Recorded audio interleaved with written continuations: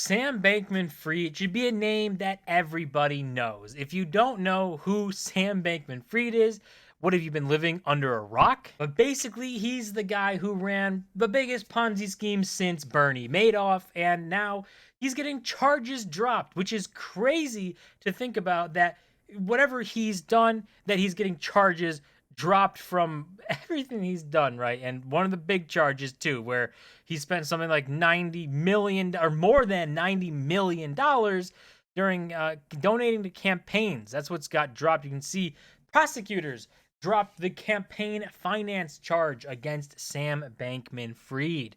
And why did they do this?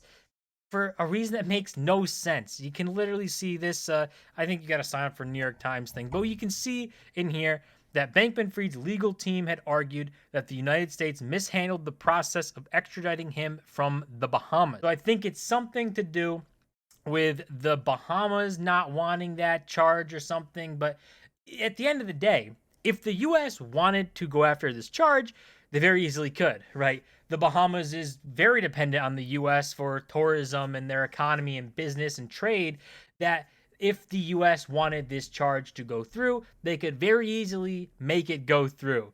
But apparently, taking 90 plus million dollars from your customers and donating it to politicians gets you pretty good treatment. This is the thing right here where the government dropped the financial things, the campaign finance criminal charges. And you can see people's replying to this saying, this dude paid everyone, can't be touched.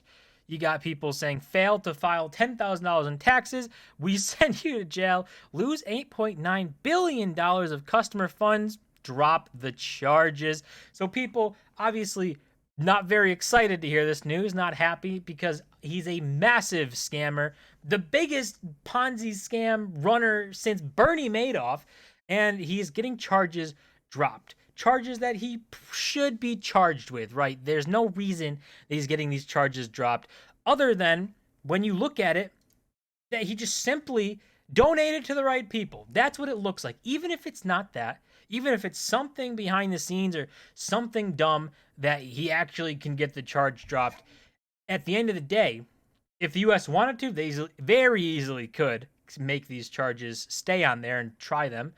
But it looks like that he got off because he donated money to politicians.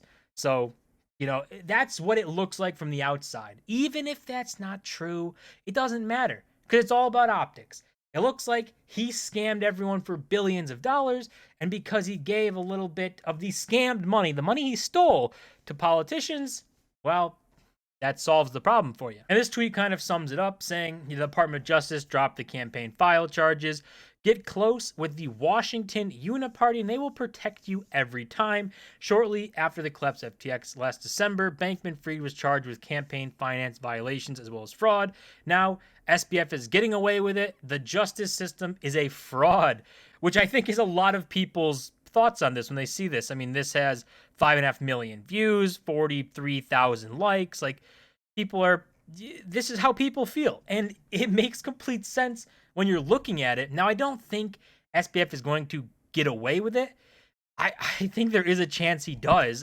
It's not a 0% chance that he doesn't just get away scot-free from this, because it just seems so weird how everything's going.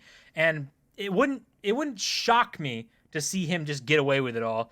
But I do think there's more of a chance that he gets, punished and put in jail and stuff, just because, for the simple reason that the U.S. endorsed SBF.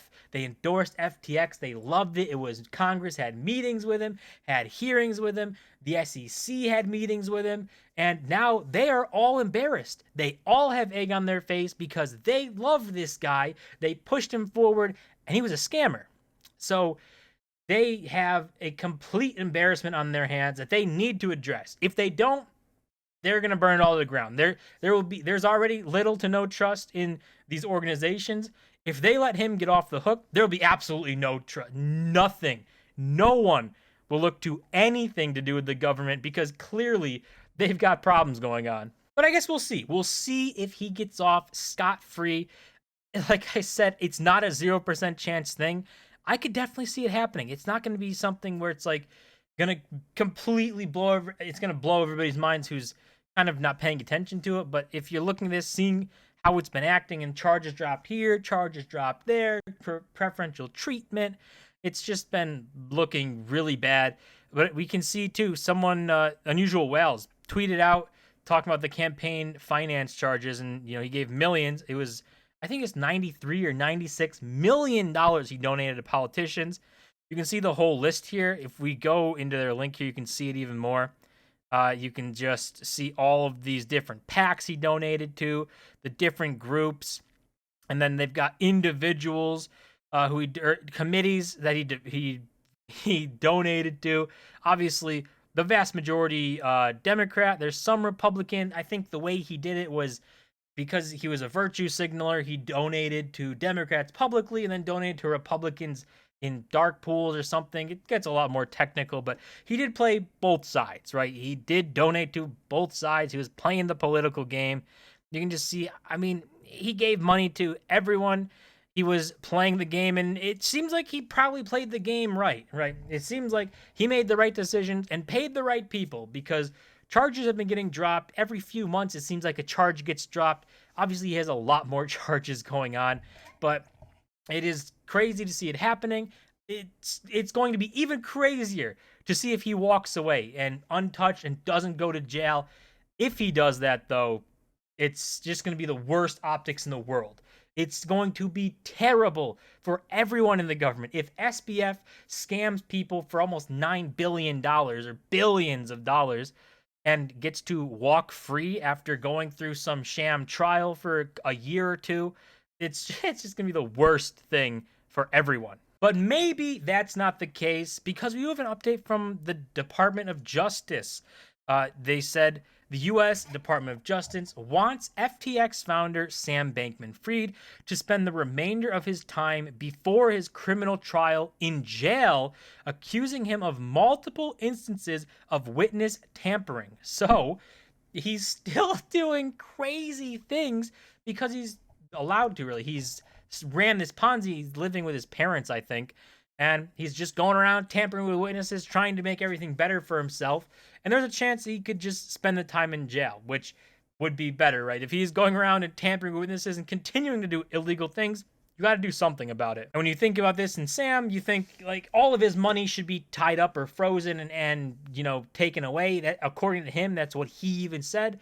But somehow he has money to pay for the lawyers and pay for all the stuff that he's doing. So clearly he still has money somewhere, even if it's his parents' money. I think he gave his parents a bunch of properties or paid for things and gave them money from FTX, which is stolen money. So clearly there's still more problems here. And even if he's using his parents' money for stuff, that's still money that he stole. Like, it doesn't make any sense. But at the end of the day, we're just going to have to see how this plays out.